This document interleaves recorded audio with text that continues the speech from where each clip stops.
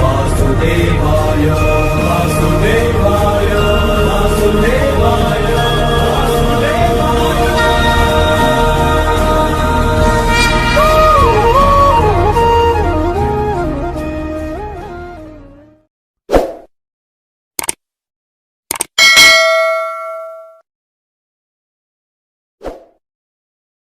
జయ శ్రీమన్నారాయణ. స్వస్తి శ్రీ క్రోధి నామ సంవత్సర శుభాకాంక్షలు మరియు ఉగాది శుభాకాంక్షలు. మనము ఈ సంవత్సర కాలంలో 2024 2025 సంవత్సర కాలం అంతయు ఈ యొక్క గ్రహచారాలు గ్రహ యొక్క ఫలితాలు ఎలా ఉండబోతున్నాయో తెలుసుకుందాము. ఈ ధనుర్రాశి యొక్క గ్రహ ఫలితాలు ఎలా ఉంటున్నాయో చూద్దాం. ఇందులోని నక్షత్రాలు చూసుకున్నట్టయితే మూల, పూర్వాషాఢ, ఉత్తరాషాఢ ఈ నక్షత్రాలు గలవారు ఈ యొక్క ధనురాశికి చెందిన వారిగా మనం చెప్పుకోవచ్చు.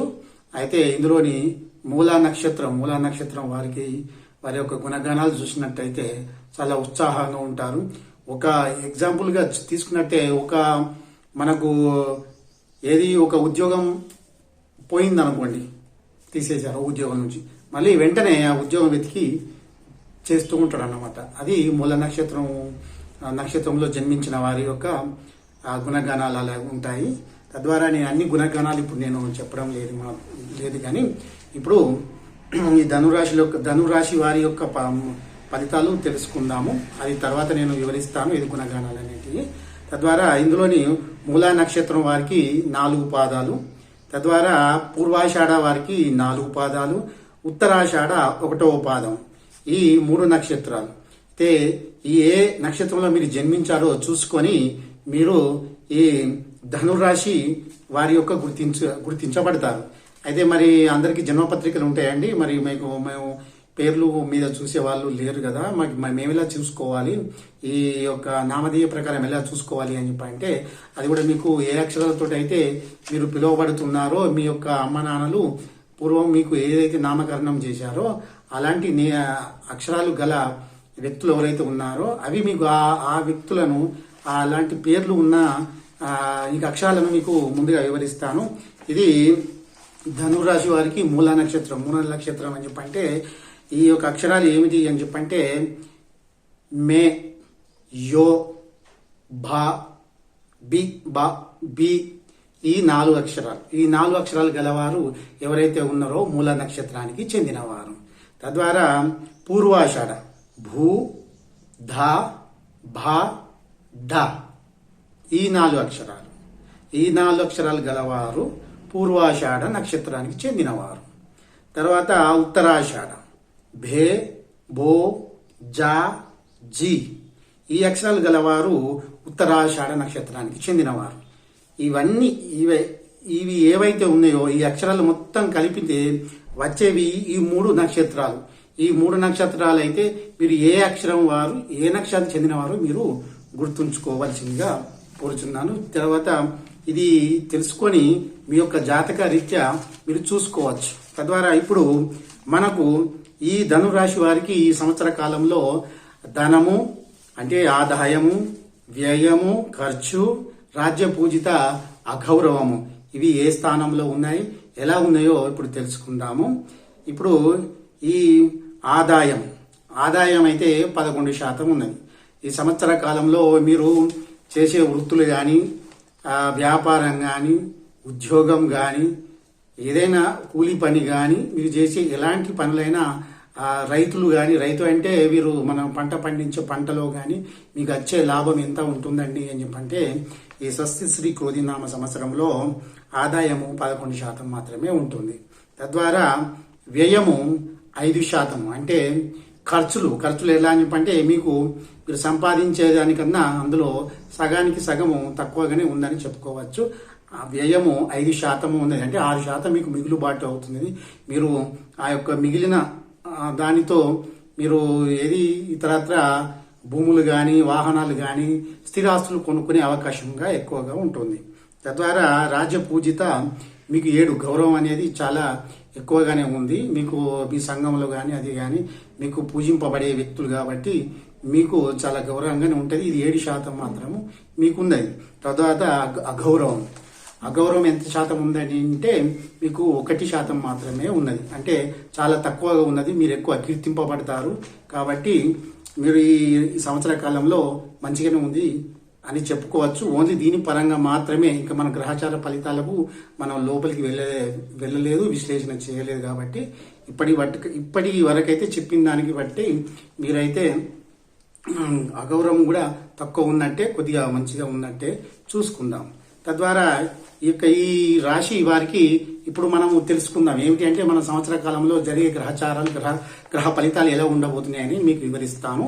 ఇందులోని గురుడు మనకి ఏదైనా కానీ గురు బలం అనేది ఎక్కువగా ఉండాలి. మన గ్రహచారాల్లో గురు బలం అనేది, ఆ గురువు ఈ సంవత్సర కాలము ఈ ఉగాది నుండి 1/5/2024 వరకు మేషరాశిలో పంచమ స్థానంలో శుభుడగుట వలన ధనలాభము, సంపద అంటే ధనలాభం, మీరు ఏ చేసే వృత్తి కానీ వ్యాపారం కానీ ఏదన్నా కానీ మీకు ధనలాభం అనేది ఎక్కువగా ఉంటుంది ఈ సంవత్సరంలో అంటే నేను చెప్పేది వినండి, పూర్తి విన్నాక అప్పుడు మన సంవత్సర కాలం అంతా ఉంటాయా లేదా 3 మాసాలే ఉంటుందా 4 మాసాలు ఉంటాయి, ఈ చైత్ర మాసం మొదలుకొని ఎంతవరకు ఉంటుంది అని చెప్పని నేను పూర్తిగా వివరిస్తాను.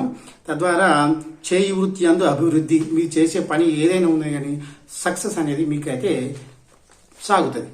తద్వారా కుటుంబ సౌఖ్యము కలుగును. కుటుంబ సౌఖ్యము అని చెప్పంటే మీకు బంధుమిత్రులతోటి మీ బంధువులు ఎవరన్నా ఉన్న మీ రిలేషన్స్ అంతా మీకు చాలా సంతోషకరమైన వాళ్ళతో జీవనం గడుపుతారు. తర్వాత వాళ్ళతో సంతోషమైన మాటలు వార్తలు కానీ అలాంటివి వింటూ ఉంటారన్నమాట.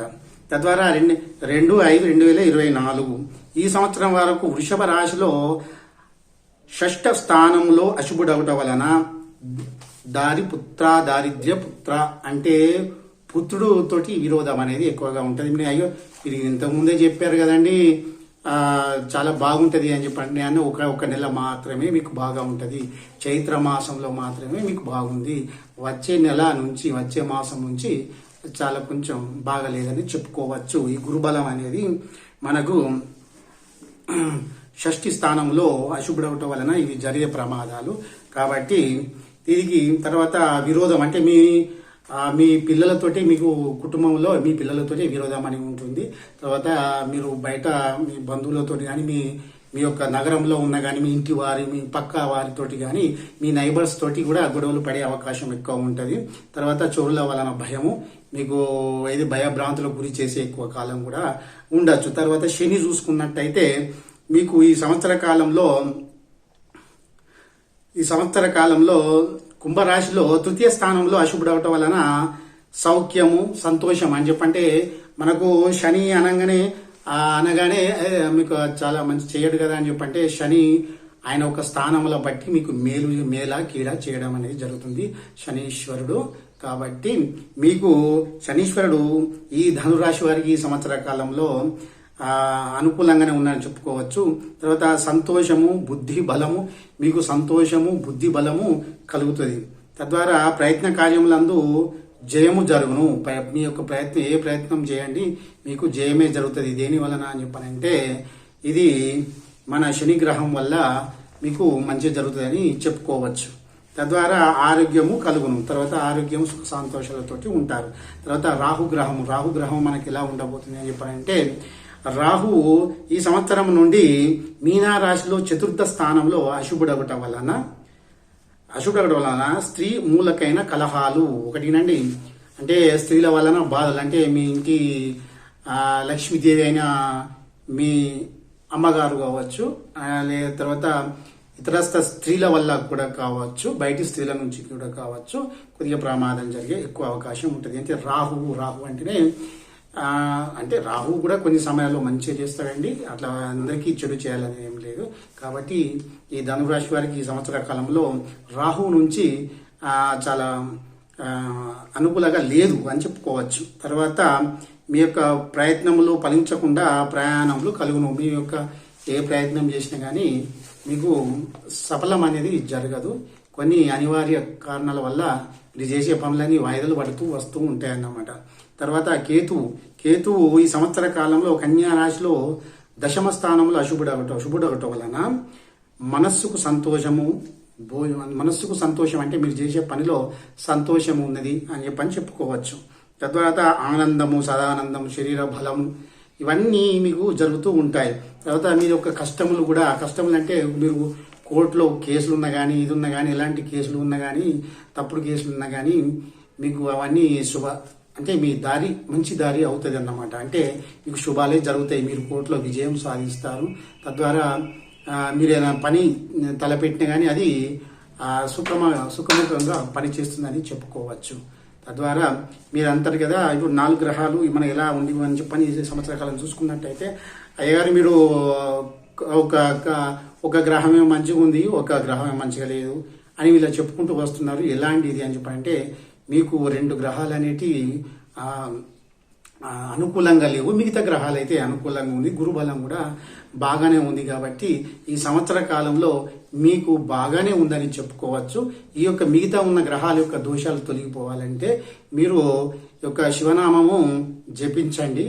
ఓం నమ శివాయ అని చెప్పని 108 సార్లు మీ పూజ అయిపోయిన తర్వాత, పూజా మందిరంలో ఉంటారు కదండి, పూజా మందిరం నుంచి అయిపోయిన తర్వాత, మీ పూజ చేసుకున్న తర్వాత మీరు ఒక జపమాల తీసుకోండి. 108 జపమాల ఉంటాయి, అవి తీసుకొని మీరు జపం చేస్తూ ఉండండి. అప్పుడు ఉంటే మీ యొక్క ఈ బాధలు తగ్గి మీకు సుఖంగా మీ యొక్క ప్రయత్నం కార్యాలన్నీ, మీకు ఏదైతే ప్రయత్నాలు చేస్తుందో ఒక శుభకార్యానికి కానీ ఏదైనా చేస్తున్నట్టయితే ఆ కార్యాలు అనేటివి సఫలమవుతాయని చెప్పని నేను వివరిస్తున్నాను. ఎందుకంటే భగవంతుని ముందు ఎవరైనా తల వంచాల్సిందే. కాబట్టి మీకు గ్రహచార ఫలితం అనేది మంచిగా జరుగుతుందని నేను ఇది చెప్పడం జరుగుతుంది. ఈ సంవత్సర కాలంలో ధనురాశి వారికి ఇలా ఉండబోతుంది. అయితే మా యొక్క ఛానల్ ఇంతవరకు మీరు చూడనట్టయితే మీరు మాది ఛానల్ సబ్స్క్రైబ్ చేసుకొని మీ యొక్క బంధువులకు అందరికీ షేర్ చేయవలసిందిగా కోరుచున్నాను. ఎందుకని చెప్పంటే మన లైక్ కొట్టండి, షేర్ చేయండి. మేము చేసే వీడియోలకు మాకు ప్రాధాన్యత ఏర్పడుతుంది. కాబట్టి మీరు సబ్స్క్రైబ్ చేసుకుంటే మేము చేసే డైలీ వీడియోస్ కానీ, మీకోసం మోటివేషన్ వీడియోస్ కానీ చేయడం వల్ల మీకు లాభం జరుగుతుంది. కాబట్టి మేము చేసే వీడియోస్ మీకు నోటిఫికేషన్ రూపంలో రావాలంటే మీరు బెల్ ఐకాన్ నొక్కండి, వస్తుంది. సబ్స్క్రైబ్ చేసుకోండి, మీ బంధువులందరికీ షేర్ చేయండి. మీరందరూ సుఖంగా ఉండాలని కోరుకుంటున్నాను. ఈ రాశి వారికి మొత్తం చూసినట్టయితే ఈ సంవత్సర కాలం బాగుందనే చెప్పుకోవచ్చు.